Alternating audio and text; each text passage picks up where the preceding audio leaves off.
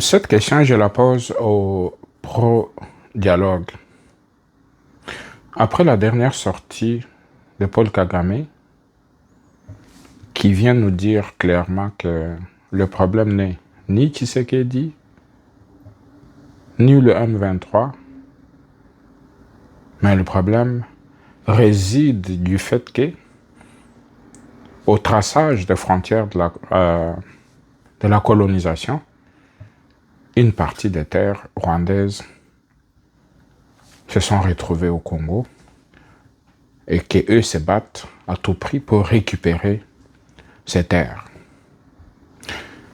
Donc, aujourd'hui, j'aimerais que M. Fayoulou, M. Ambongo, Fulgence Mouteba et tous les autres qui ne jurent que par le dialogue, qui viennent nous dire concrètement qu'est-ce qui a changé. Qu'est-ce qui a changé et qu'est-ce qui va changer après leur dialogue, puisque le maître à jouer, Paul Kagame, vient de nous dire un peu plus clairement que lui, son problème, ce n'est ni un problème de gouvernance au Congo, ni un problème de Banyamulenge qui serait torturé ou je ne sais pas quoi, mais son problème, c'est qu'il y a des terres qu'il réclame suite au traçage des frontières à la colonisation, des terres qui auraient dû appartenir au Rwanda et qui se retrouvent aujourd'hui au Congo. Dites-moi maintenant, là, ceux qui sont des adeptes du dialogue, supposons qu'on convoque Kabila, on convoque Nanga, puis on convoque Fayoulou, puis tout le monde s'assoit autour de la table avec la Senko et l'ECC, puis on parle dialogue.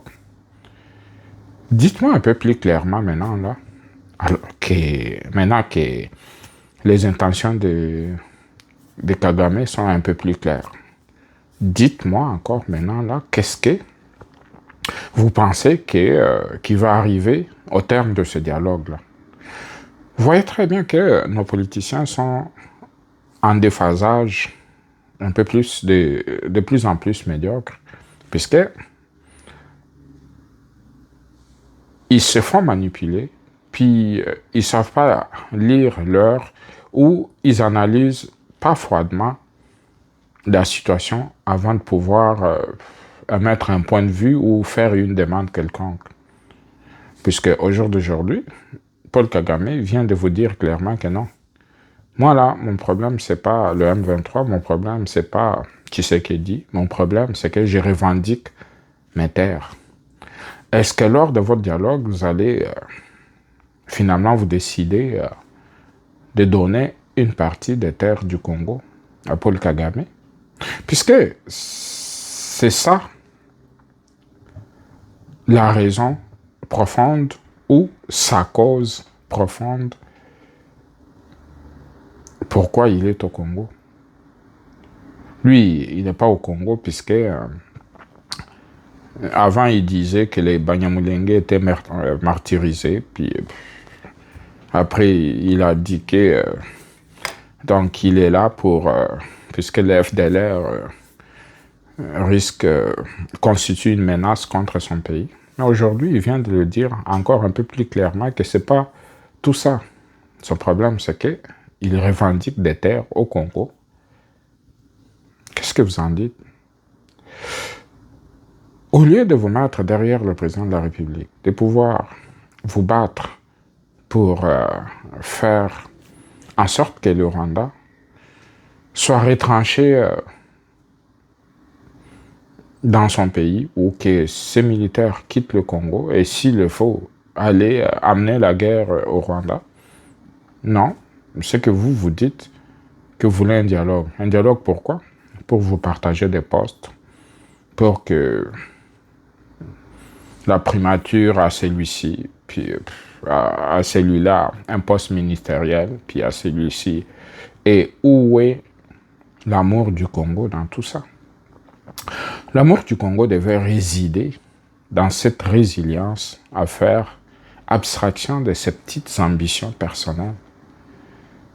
Et faire en sorte qu'on regarde le Congo d'abord avant de voir nos petites ambitions politiques. Puisque là, ce qui compte et ce que j'observe, c'est que Nous, Congolais, on voit plus nos petits intérêts personnels avant de voir le Congo. Or, le Congo transcende nos petits intérêts personnels. Aujourd'hui, avec cette déclaration de Paul Kagame, un peu plus claire, dites-moi là, qu'est-ce que vous en dites? J'aimerais entendre Cholet, j'aimerais entendre le cardinal. Je m'attends à ce qu'ils viennent nous dire que non, voilà. Maintenant, faisons le dialogue, puisque le dialogue va résoudre tous ces problèmes. Vous vous rendez maintenant un peu plus clairement compte que c'est pas vrai, que le problème du Congo ne réside pas et ne sera pas résolu par un dialogue. Puisque le maître du jeu ou l'agresseur dit clairement qu'il n'est pas là, puisque les Congolais ne s'entendent pas, puisque les Banyamulenge qu'on veut inclure au dialogue pour trouver des solutions. Paul Kagame ne les calcule même pas. Il dit clairement qu'il veut des terres.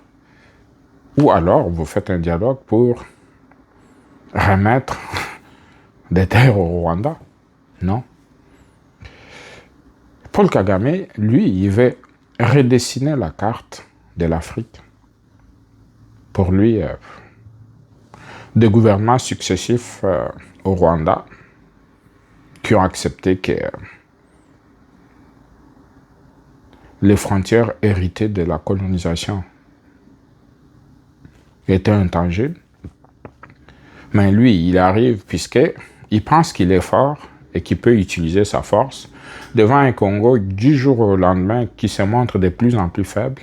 Lui, il arrive et puis il se dit, écoutez, ce pays est faible, je peux faire des revendications et puis je peux les obtenir par la force.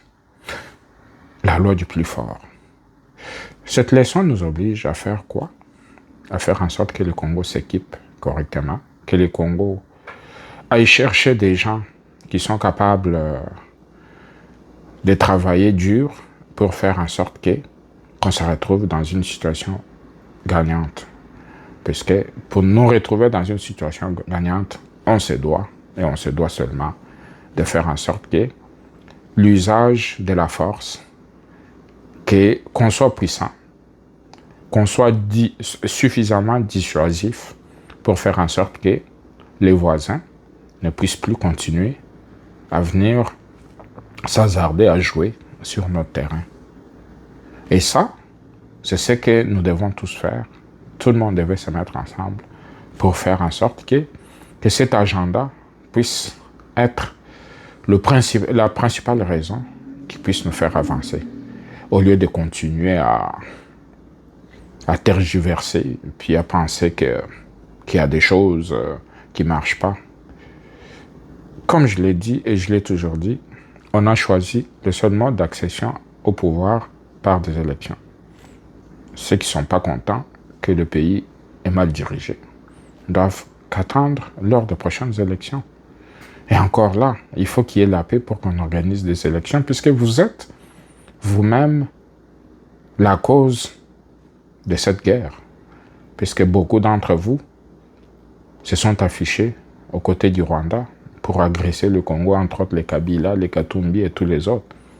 Et maintenant, vous voulez qu'en 2028, on organise des élections, ou vous voulez rester dans une opposition républicaine pour des élections. Mais si on veut qu'on organise des élections, commencez par vous calmer, faire en sorte que le Congo soit stable, calme, pour qu'on puisse arriver à cette étape des élections. Mais là, présentement, vous donnez un alibi clair au président Tshisekedi de ne pas organiser des élections en 2028.